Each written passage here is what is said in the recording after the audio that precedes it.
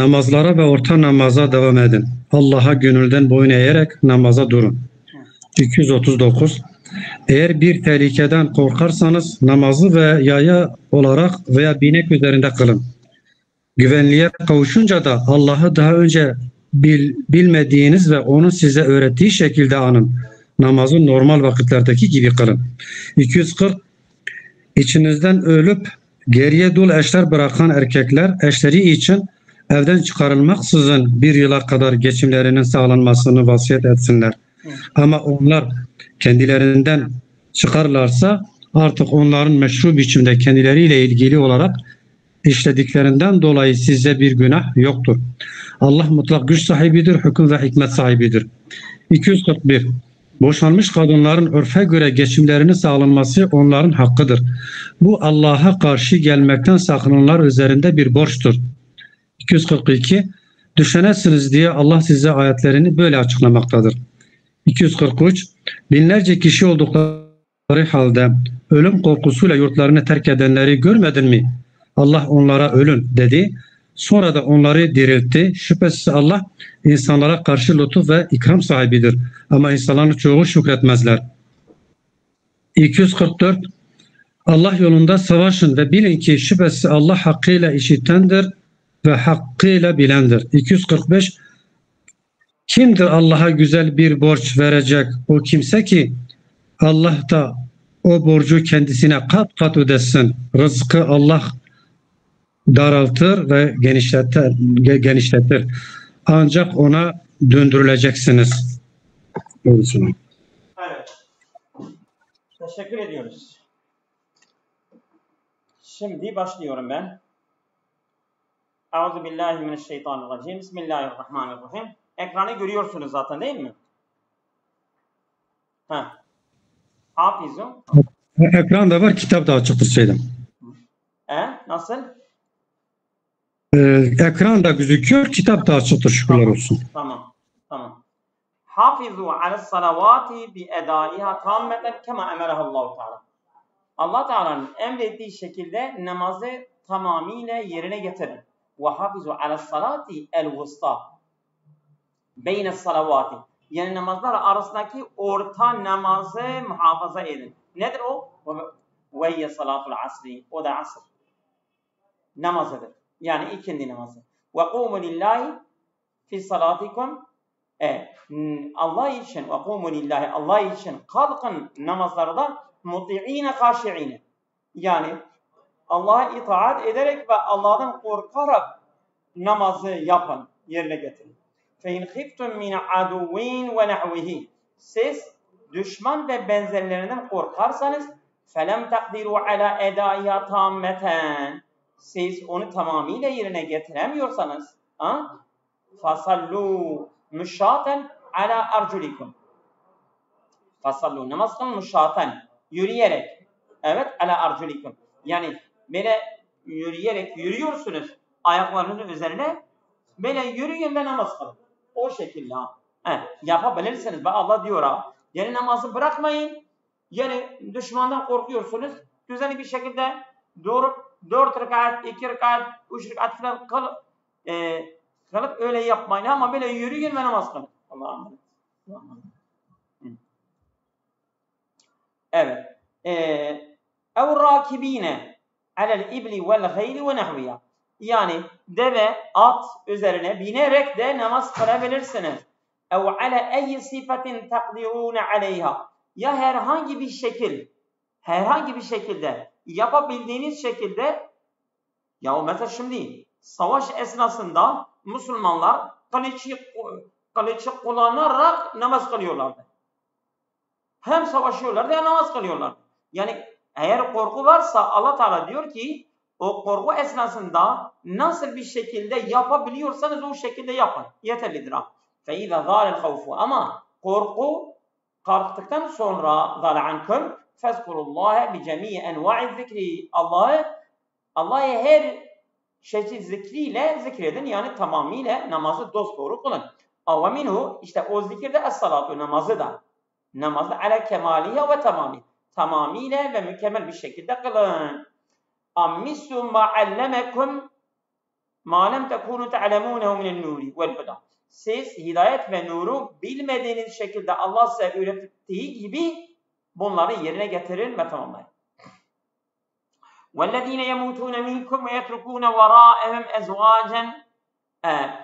Sizden erkeklerde diyor tabi. Yemutune öldüler, ölüyorlar minkum sizden. Ve yetrukune veraehum ezvacen. Evet. Ezvacen kendinden sonraki eşler bırakıyorlar. O zaman aleyhim en yuvasav lehunne. Yani onlara gerekir ki onlara tavsiye, o bayanlar için tavsiye edecekler. Nasıl? Bi en yumetti'ne bis-sükna. Yani bunlar barınmakla bunlar yalanlanmaları tavsiye edecekler. Bak ben öldükten sonra benim eşimi evden çıkartmayın. Bunu çocukları olsun, isterse varisleri olsun onlara diyecek yani.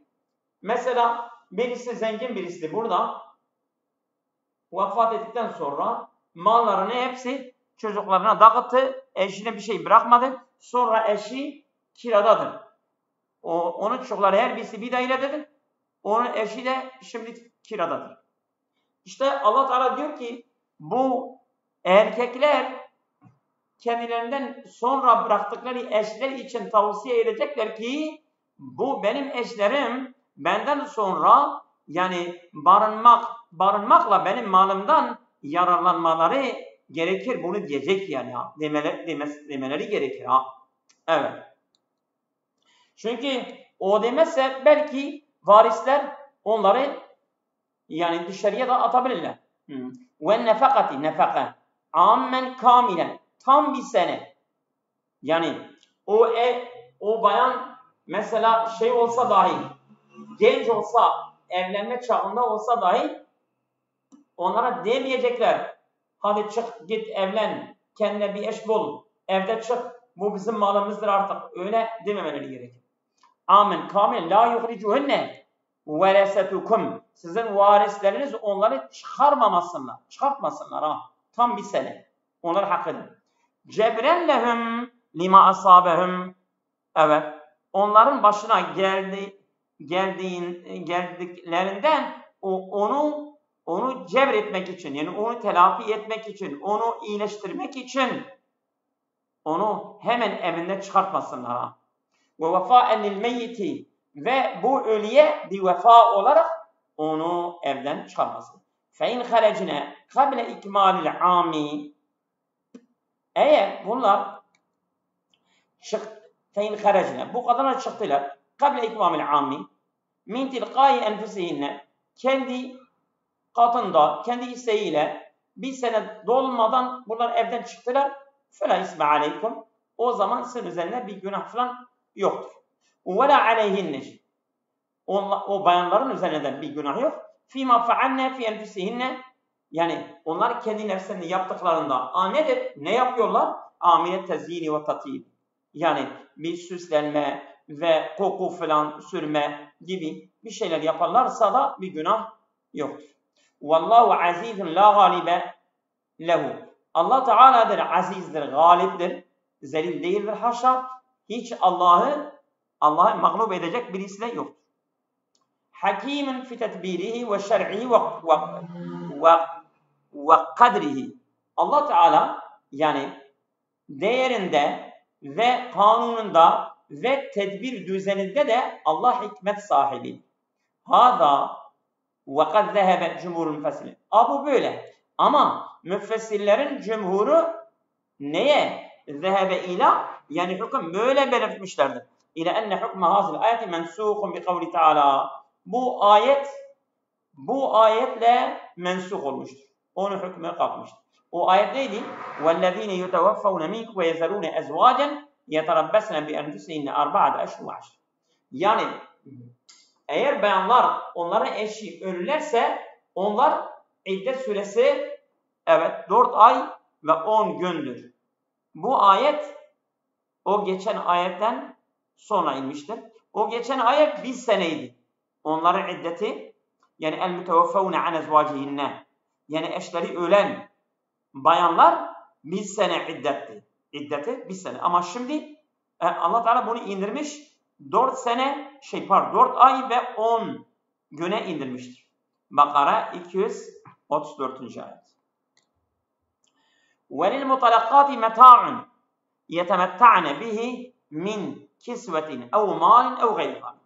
Bu boşananlar için meta'un, yani bazı mallar, partallar var ki yetemetta'ne bihinne. Onlardan yararlanırlar. Min kesvetin, elbise, ev malin, mal. Ev gayri zalike, başka diğerlerin de şeysi var. Onların da hakkı var. Bir talaki, evet, meta'un cebren li havatihinne el münkesireti bir talaki. Yani talakla kırılan gönülleri hoş etmek için onlara da bir hakkı var. Yani mesela diyelim bir kadın, onun eşi onu boşadı. Bu iddetedir. İddet süresindedir. Onun eşi öldü. Ona bir şey var mı? Var işte. Onun gönlünü hoş etmek için ona da bir şeyler verilmeli yani. Yani onu boşamıştır, artık onun eşi değildir. Onun malında ona bir şey yoktur falan denmemeli. Evet.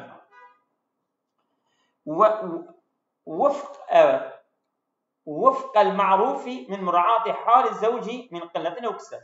Yani bu yani iyiliğe uygun bir şekilde tabi eşin az veya çok haline riayet ederek ona bir şeyler verilmeli. Yani zenginse biraz çok, eğer fakirse biraz daha az, ona bir şeyler, yani bu boşanan kadına da bir şeyler verilecektir yani. وَهَذَا الْحُكْمُ حَقٌّ ثَابِتٌ عَلَى الْمُتَّقِينَ لِلّٰهِ تَعَالَى بِاِمْسَالِ emri ve اِجْتِنَابِ نَوَائِهِ. Allah'ın emrini yerine getirmekle ve onun nehyilerinden uzaklaşarak Allah'tan korkanlar için bu sabit bir haktır. Bu hüküm yani Yani mesela boşanmış bir kadına da hakkı vardır Evet. Mislu zalikel beyan es-sabık yubeyyinullahu lekum. Bu geçen açıklamaya gibi Allah Teala gene size açıklıyor. Eyyuhel müminun. Ey müminler. Ayatuhul müştemiletu ala hududi ve ahkamihi. Allah Teala'nın hududlerini, sınırlarını ve hükümlerini kapsayan ayetleri Allah Teala size açıklıyor. لَعَلَّكُمْ تَعْقِلُونَهَا وَتَعْمَلُونَ بِهَا. Umulur ki siz onlardan tefekkür edersiniz, akıl çalıştırırsanız ve onlarla amel ederseniz diye Allah Teala size açıklama yapıyor. Evet. فَتَنَالُونَ الْخَيْرَ فِي الدُّنْيَا وَالْآخِرَةِ. فَتَنَالُونَ الدُّنْيَا. Tabi siz Allah'ın ayetleriyle amel ederseniz, onlar üzerine düşünüp onlarla amel ederseniz siz hem dünya ve hem ahiret iyiliğine nail olursunuz, yani vasıl olursunuz ve ulaşırsınız. Elem yeblugh ilmuke eyyühen nebi. Ey nebi, senin bilgin ulaşmadı mı? Senin bilgine ulaşmadı mı? Nedir? Haberellezine haracu min biyutihim. Evet. Haberellezine haracu min biyutihim. Evlerinde çıkanların haberi. Evlerinde çıkanların haberi sana ulaşmadı mı? Senin bilgine ulaşmadı mı? Vehum halkun kethirun. Onlar da çoğu insanlardı. Yani büyük bir kalabalık insanlar. Bunlar neden çıktılar? Havfen minel mevti. Ölümden korkarak evlerinden çıktılar. Bir sebeple vebayı ev gayriya. Bu veba hastalığı ve başka nedenlerden ötürü bunlar ölümden korkarak evlerinden kaçtılar, korktular. Vehum taifetun benu İsrail'e. Bunlar Benu İsraillerden bir grup, bir taife idiler. Fekâle lehumullahu. Allah Teala onlara dedi mutu, ölün. Fematu, öldüler. Ölümden korktular ama Allah ölüme emretti ve onları aldı. Sümme e'âdehum ehyân. Sonra Allah onları yani canlı olarak iade etti. Onlar ruhu aldı. Tekrar onlara ruh iade etti. Neden Allah Teala böyle yaptı? لِيُبَيِّنَ لَهُمْ اَنَّ الْاَمْرَ كُلَّهُ بِيَدِهِ سُبْحَانَهُ. Allah Teala onlara her şey Allah'ın emir durun, her şey Allah'ın elindedir. Bunu onlara açıklamak için yaptı. Yani siz ölümden kaçarsanız Allah'tan kaçamazsınız. Her şey Allah'ın elindedir. Kaçmayın. Allah bunu onlara açıklamak için yaptı. وَاَنَّمْ لَا يَمْلِكُونَ لِأَنْفَسِهِ نَفْعًا وَلَا ضَرًّا. Onlar kendi nefsleri için ne yararı, ne zarara sahip değiller. اِنَّ اللّٰهَ لَذُ عَطَاءٍ وَفَضْلٍ عَلَى النَّاسِ.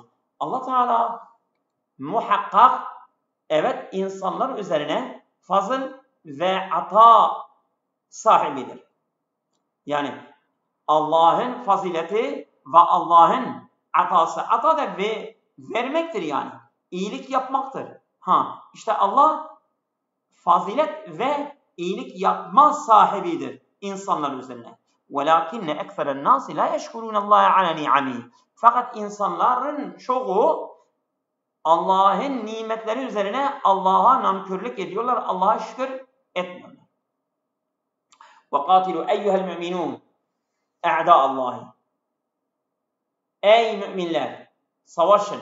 Kiminle? Allah'ın düşmanlarıyla savaşın. نَصْرَةً لِد۪ينِهِ وَرَفْعَةً لِكَلِمَتِهِ. Allah'ın dinine yardım etmek için ve Allah'ın kelimesi i'lâhu kelimetillahi yapmak için Allah'ın düşmanlarıyla savaşın. وَعَلَمُوا اَنَّ اللّٰهَ سَمِيعٌ لِيَقْوَالِكُمْ. Bilin ki Allah Teala sözlerinizi işitendir. عَلِيمٌ بِالنِّيَاتِكُمْ وَاَفْعَالِكُمْ. Fiillerinizi ve niyetlerinizi de bilendir. وَسَيُجَازِيكُمْ عَلَيْهَا. Ve Allah Teala sizi bunun üzerine mükafat, cezalandıracak. مَنْ ذَا الَّذِي يَعْمَلُ عَمَلَ الْمُقْرِدِينَ.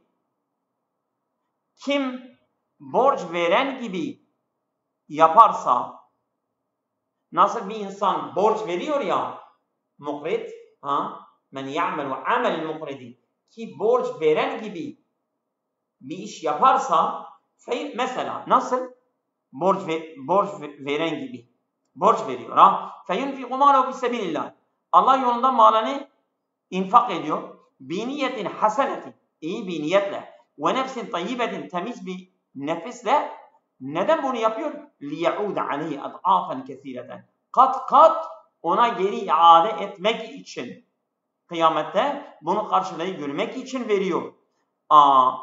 Men zellezi, kim var yani ya? Bu soru işareti. Men zellezi ya'melu. Kimdir yani böyle malını borç gibi verip Allah kat kat ona karşılık verecek. Kim bunu kim vardır ki bunu yapsın? Allah Teala bunu teşvik ediyor. Vallahu yudayyiqu fi'r-rizqi ve's-sıhhati ve hayriha. Allah Teala rızıkta, sağlıkta ve diğerlerinde bazen daraltır. Sağlığı, rızkı daraltır. Ve yuvessi'u fi zalike kulli, veyahut bunların hepsinde de genişletir. Bu da bi hikmetihi ve adlihi. Bu Allah'ın hikmetiyledir ve Allah'ın adaletiyle. Allah istediğini yapar, istediğini rızkı daraltır, istediğini genişletir. Ve ileyhi vahdehu turcaun fil ahiret. Ahirette sadece siz Allah'a dönersiniz. İleyhi. Feyucazikum ala amalikum. Sizi yaptıklarınız üzerine cezalandırır. Evet. Min fevaidil ayati. Ayetlerin faydelerinden. El-hissu alel muhafazati alel salavati ve edaya tammetel arkani. Allah Teala teşvik ediyor. Diyor namazı koruyun. Onu eda edin. Yani rükünleriyle, şartlarıyla tamami yerine getirerek bunu yapın, koruyun. Fe in şakka aleyhi, eğer kişinin üzerine bu zor gelirse salla ala ma teyesser. Salla ala halin teyesser lehu minel hal. Yani ona kolay olduğu şekil üzerine namaz kılar. Ayakta, yürüyerek, koşarak, savaşarak, yani bu korku varsa, ona zor gelirse, hangi şekil ona kolay gelirse namaz kılar. Evet. Rahmetullahi Teala. Evet. Rahmetullahi Teala bi ibadihi zahireten. Rahmetullahi Teala bi ibadihi zahireten. Allah Teala'nın rahmeti kullarıyla apaçıktır. Fakat beyyene lehum ayatehu. Allah Teala ayetlerini beyan etti, onlara beyan etti. Etemme beyanı. Yani öyle beyan etti ki tam mükemmel bir beyanla. Neden lil ifadeti minha? O ayetlerden istifade etmek için. İnna Allah Teala kad yebteli ba'da ibadihi feyudayyiq aleyhi. İnna Allah Teala muhakkak Allah Teala kad yebteli ba'da ibadihi. Bazı kullarını deneme yapıyor, imtihan ediyor. Nasıl yapıyor? Feyudayyiq aleyhim rizqa. Onların rızklarını daraltıyor. Ve yebteli akarine. Diğerleri de imtihan ediyor. Bisa'de rızkı. Onları rızklarının genişletmesiyle imtihan. Yani bazıları mal veriyor, imtihan ediyor. Bazılarına mal alıyor, vermiyor, imtihan ediyor. وَلَهُ فِي ذَٰلِكَ الْحِكْمَةُ الْبَالِغَةُ وَلَهُ فِي ذَٰلِكَ الْحِكْمَةُ الْبَالِغَةُ Ve Allah Teala'nın yani tam mükemmel bir hikmet sahibidir. Tamam mı? Evet, geçiyoruz. Evet, buyurun. Hanginiz şey okuyacak? Meale okuyacak. Euzubillahimineşşeytanirracim. Bismillahirrahmanirrahim. 246. Musa'dan sonra İsrailoğullarının ileri gelenlerini görmedin mi? Ne yaptılar? Ne yaptılar? Hani peygamberlerinden birine bize bir hükümdar gönder de Allah yolunda savaşalım demişlerdi. Evet. O ya üzerinize savaş farz kılındığı halde savaşmayacak olursanız demişti. Onlar yurdumuzdan çıkarılmış, çocuklarımızdan uzaklaştırılmış olduğumuz halde Allah yolunda niye savaşmayalım diye cevap vermişlerdi. Ama onlara savaş farz kılınınca işlerinden pek azı hariç yüz çevirdiler. Allah zalimleri hakkıyla bilendir. 247. ayet. Peygamberleri onlara Allah size Talut'u hükümdar olarak gönderdi dedi. Onlar o bizim üzerimize nasıl hükümdar olabilir? Biz hükümdarlığa ondan daha layığız. Ona zenginlik de verilmemiştir dediler. Peygamberleri şöyle dedi. Şüphesiz Allah onu sizin üzerinize hükümdar seçti. Onun bilgisini ve gücünü artırdı. Allah mülkünü dilediğine verir. Allah lütfu geniş olandır. Hakkıyla bilendir. 248. ayet. Peygamberleri onlara şöyle dedi. Onun hükümdarlığının alameti size o sandığın gelmesidir. Ondan Rabbinizden bir güven duygusu ve huzur ile Musa Aleyhisselam'ın ailesinin, Harun ailesinin geriye bıraktığından kalıntılar vardır. Onu melekler taşımaktadır. Eğer inanmış kimselerseniz bunda şüphesiz sizin için kesin bir delil vardır. Evet. Şimdi elem yeblugh ilmuke eyyuhen nebi. Bak elem yeblugh ilmeke haberul eşrafi. Yani bu eşrafin Beni İsrail'e, Beni İsrail eşrafların haberleri senin ilmine ulaşmadı mı? Elem yeblugh ilmeke haberuha. Haberu faaldir. Haberu min Beni İsrail'e ba'de zemeni Musa. Musa Aleyhisselam'dan sonra Beni İsraillerin ileri gelenlerin haberleri ey Nebi senin ilmine ulaşmadı mı? Hine kalu li nebiyyin lehum. Bunlar kendi peygamberlerinden bir peygamberine dediler ki Akim lena meliken nuqatil ma'hu fi sebilillah. Akim lena meliken nuqatil ma'hu fi sebilillah.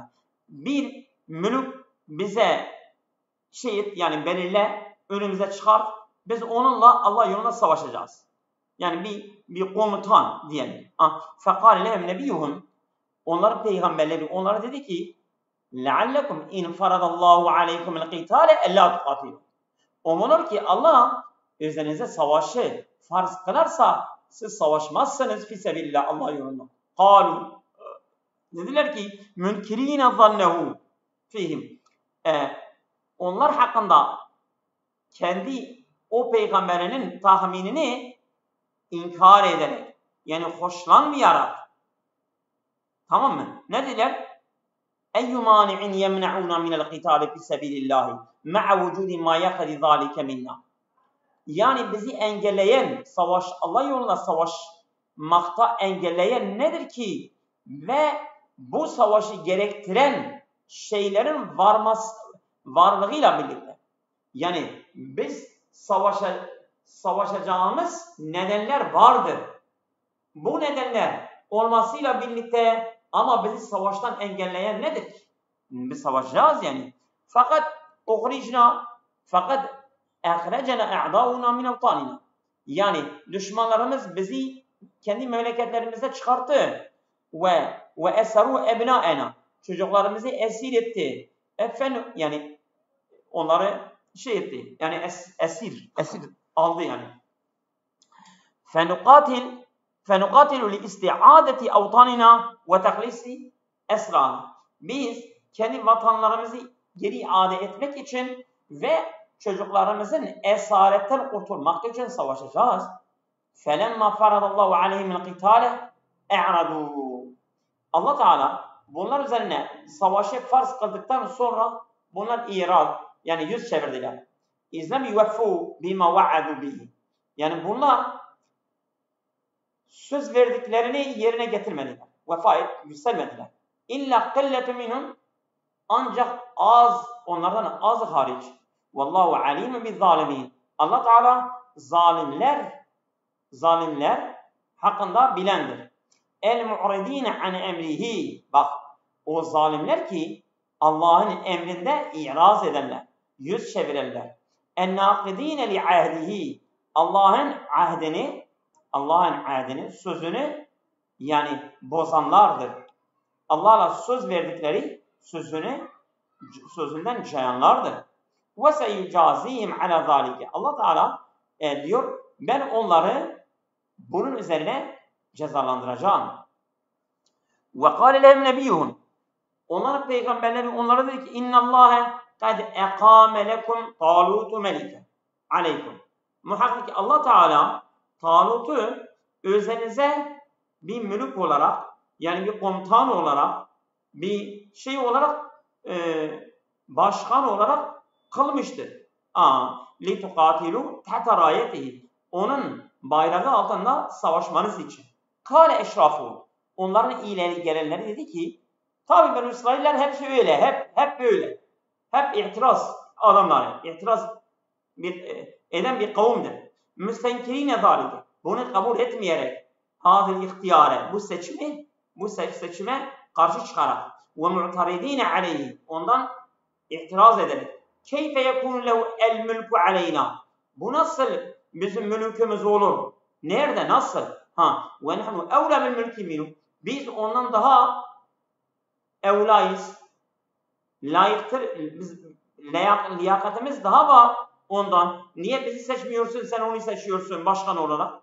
İzlem yakun min ebna'il muluki. Çünkü o mülüklerin, kralların, çocukların torunlarından değildir. Ve lem yu'ta malen vasi'an yesta'inu bihi alel mülki. Onun mülkiyetine yardım edecek geniş bir mala da sahip değildir. Verilmemiştir. Kâle lehum nebiyyuhum. Onların peygamberleri onlara dedi ki innallâh ihtârehu aleyh. Bak, dikkatli olun. Allah bunu üzerinize seçmiştir. وَزَادَوْ عَلَيْكُمْ سَعَةً فِي الْعِلْمِ وَقُوَّةً فِي الْجِسْمِ. Allah Teala bunu sizin üzerinize ilim bakımından daha geniş, onun ilmini artmıştır, genişletmiştir. O ve gücü de, hem gücü hem ilmi sizden daha çoktur. Onun için Allah onu başkan olarak seçmiştir. Hem ilimde hem de bedende, güçte sizden daha fazladır. Vallahu yu'ti mulkehu men yasha. Siz de yani inat ediyorsunuz illa bize verecek. Ama vallahu yu'ti mulkehu men yasha. Allah istediği mülkünü verir bi hikmetihi ve rahmetihi. Allah kendi hikmetiyle ve rahmetiyle istediğine verir. Vallahu vasi'ul fadli. Allah Teala fazileti geniştir. Yu'ti men yeşâhu. İstediği kişiye verir. Evet, men yeşâhu. Alimen bimen yestahikuhu min halqihi. Yani kendi yaratıklarında kim buna müstehaktır, kim buna daha layıktır Allah bilir. Ve kâle lehum nebiyyuhum, onların nebisi onlara dedi ki inne alamete sıdkı ihtiyarihi meliken aleyküm, yani bu sizin üzerinize bir mülk, bir başkan, bir kral diyelim seçmesinin doğru alameti nedir? En yaruddallahu aleyküm tabute. Allah Teala bir tabutu üzerinize gönderecek. Ve kâne sundukan tabut yuazzimu benu İsrail. Bu sandık Benu İsrail'in çok tazim ettiği, övdüğü bir sandıktır. O hizeminun onlardan alınmıştı ama o geri gelecek, o sandık. Allah tarafından o sandık geri gelecek. Allah Teala diyor o sandık, siz o sandığa çok güveniyordunuz ve ona tazim ediyordunuz. Şimdi o sandık Allah sizden almıştı, geri verecek. Bu onun, yani Talut'un melik olarak sizin üzerinize doğru bir seçim olduğunu alametidir. Fi tama'ninetun tusahibuhu, ve o sandıkta bir güven onunla eşlik ediyor. Ve fi bakaya mimma terekehu alu Musa ve alu Harun, ve Harun'un ailesi ve Musa'nın ailesinin bıraktığı bazı kalıntılar, eserler vardır orada. Hatta diyorlar Hazreti Yusuf'un gömleği de orada varmış. Evet. Bak ne diyor? Mislu el-asa, Musa'nın asası, ve ba'du minel elvahi, bazı Tevrat levhaları o tabuta varmış. İnne fî zâlike le alâmetun beyinetun lekum. Bundan apaçık bir delil vardır. Lekum in kuntum müminine hakkan. Eğer gerçekten siz müminseniz. Min fevâdil ayati. Bu ayetin faydelerinden et-tenbiyu ile ehemmi sifatil qaid. Komutanın en önemli sıfatlarından bir işarettir. Elleti tuehilu li kıyadetin nasi. İnsanlarına komutan olabilmek için ehliyet nitelikleri var. Ve el ilmu, ilim, bilgi, bima yekunu kaiden fi, komutan olacak, vel kuvvetu aleyhi, ve bir güç de olacak yani. Bir kuvvet de olacak. Hem güçlü olacak, hem bilgili olacak. İrşadu men yetevella kıyadeten nasi ila en la yehtarra bi akvalihim. Ve kim insanlara başkanlık üstlenirse, Allah Teala onu irşad ediyor ki ila en la yehtarra bi akvalihim. O insanların sözlerine kanmaması gerekir. Hatta yebluhum, o insanları denemeden. Ve yehtabile ef'alehum ba'de akvalihim. Sözlerinden sonra onların yaptıklarını deneyecek, yani sözlerine kanmayacak. Ennel i'tibarate elleti kad teşteyru beynen nasi. İnsanların arasındaki meşhur olan değerler fi veznil ahireti, ahiret ölçüsünde, vel hukmi aleyhim, ve onlar üzerine hüküm etmek kad la tekunu fil mevazini sahihati. Bazen doğru ölçütler değiller. İndallahi, Allah katında. Yani mesela insanlar katında diyor mülk olacak, mülklerin torunları, çocukları olması lazım. Veyahut zengin olması lazım. Vesaire. Ama Allah katında o ölçütler doğru değiller. Ben ve subhanehu yastafi men yeşâ'u min halqihi bi hikmetihi ve ilmi. Aynı zamanda Allah Teala seçiyor, dilediğini kullarından kendi hikmetiyle ve ilmiyle onları seçiyor. Allah istediğini başkan yapar, istediğini de onun askeri yapar.